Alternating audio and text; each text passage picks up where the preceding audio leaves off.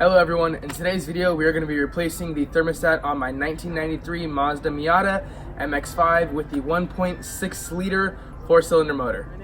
And right here, that's where the thermostat is going to be. Hey guys, a quick thing I'd like to let you guys know is make sure that the car and the coolant is cooled down before you begin this procedure. The last thing you want to do is burn yourself trying to do this, so make sure the car has cooled down.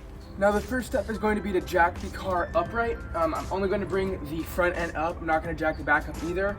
So I'm going to post a picture right about now. I'm showing you guys right where I am jacking from.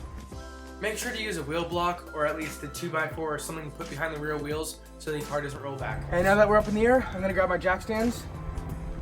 All right everyone, now that we are under the car, you can see right here there is going to be a Phillips size, not a Phillips size bolt, but a bolt with a Phillips female indent right there.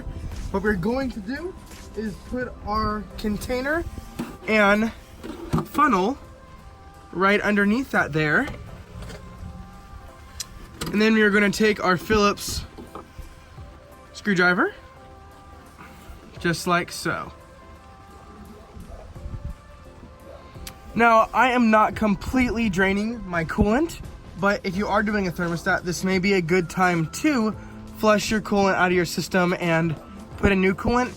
Me, I'm going to be reusing the same coolant since this coolant was actually flushed only about 15,000 miles ago, and I'm just going to reuse it. So I'm not going to drain everything out of the system, just enough so I can get to that thermostat without getting coolant spilled all over my motor.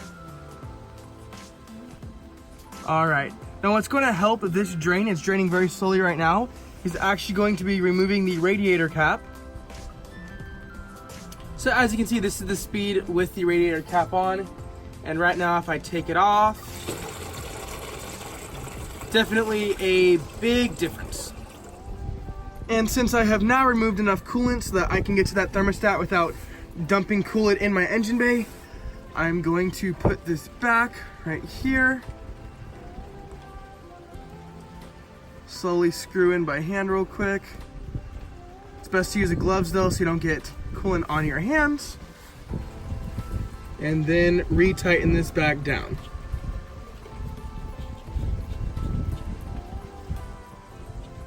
And then you should feel right when it's about done.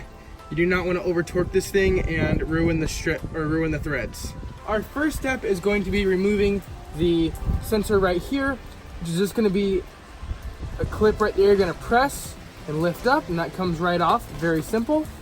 The next step is going to be removing the two metal clips here and here.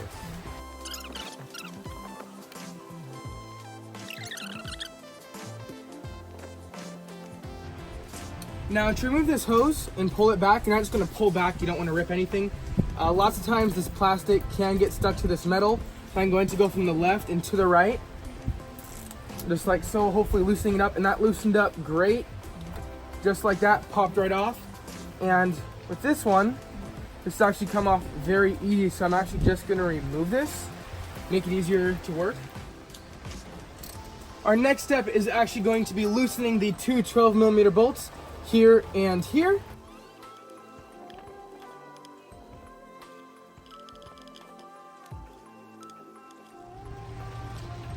Now that we have the bolts undone and the bracket removed, we can lift up on the thermostat housing.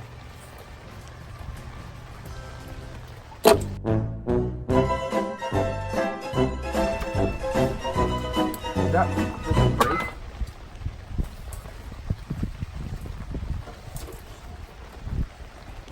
All right, so I lifted up, my arm came and hit this and broke. Yeah, I am now going to be replacing the sensor as well as replacing the thermostat. I have just removed the thermostat. It came out really simple. Sometimes they can be a little bit more difficult to pull out. So if you do have your thermostat, oh, sorry, I didn't mean to knock you guys. If you do have your thermostat in here and it is difficult to pull out, you can always use pliers to pull up or even a screwdriver in the lip and pull, and it should lift right out. All right, now here's my new sensor. We're gonna be applying a very small amount of ANSI to the threads, just in case it does have to be removed again in the near future. And then there's most likely a torque spec for this, but I'm just going to be tightening it by hand. And that doesn't go over that. We're just gonna tighten it. All right. Don't need to go anything crazy. There, and we are good. All right, now I've already cleaned the surface on this side. We're now going to clean the surface on this side. But to prevent getting any of that gasket in the engine, I'm just gonna be throwing this paper towel in right here.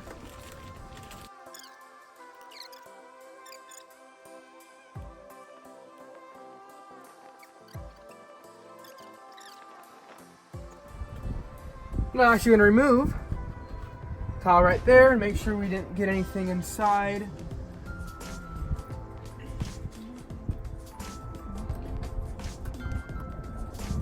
It's gonna be placed right there. You're gonna wanna make sure it's the exact same way as the OEM one was that you installed. You don't wanna be installing it backwards or the incorrect way, so let's put it back the way it came out. Next step is going to be installing the new gasket. Just going to go right here, followed by the housing.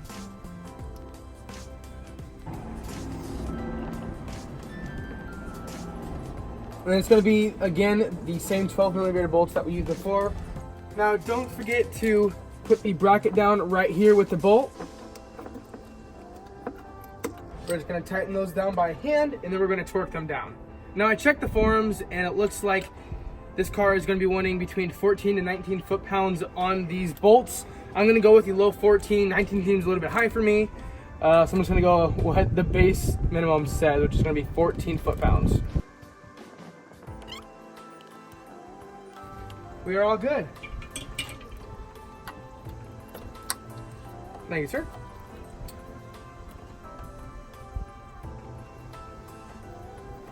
All right.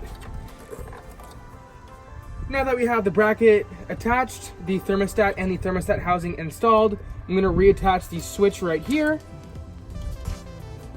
just like so. And now we're going to put the metal clips back where they're supposed to go. It's always best to put them in the same position that they were once in on here. Allows for a better seal, since they're already fitted to that exact same spot.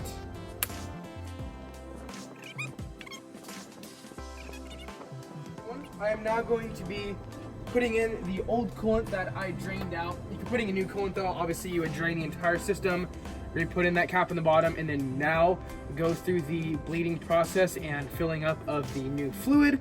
Since I'm using the same old fluid, I'm not doing that. So, I'm gonna grab a filter right here, put it right there, and slowly fill up the radiator.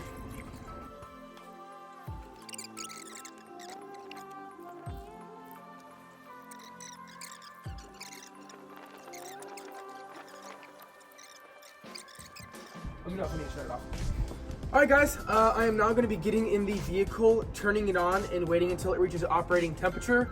And then once it does, I'm going to be putting the heater on full blast to open up that heater core and make sure we can get coolant flowing through the entire system with no bubbles. So yeah, I'm going to run in there right now, get it started up.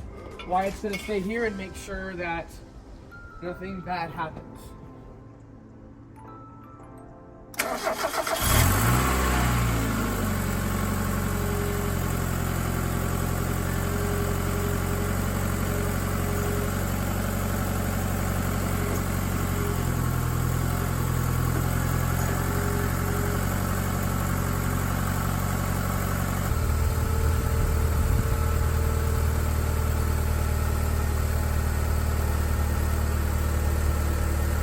I am now going to be lifting up the car slightly, getting the jacks down, and then dropping it all the way to the floor to finish off the bleeding procedure. We have a very, very, very small amount of coolant left, so I'm just gonna drop the car down and finish off there.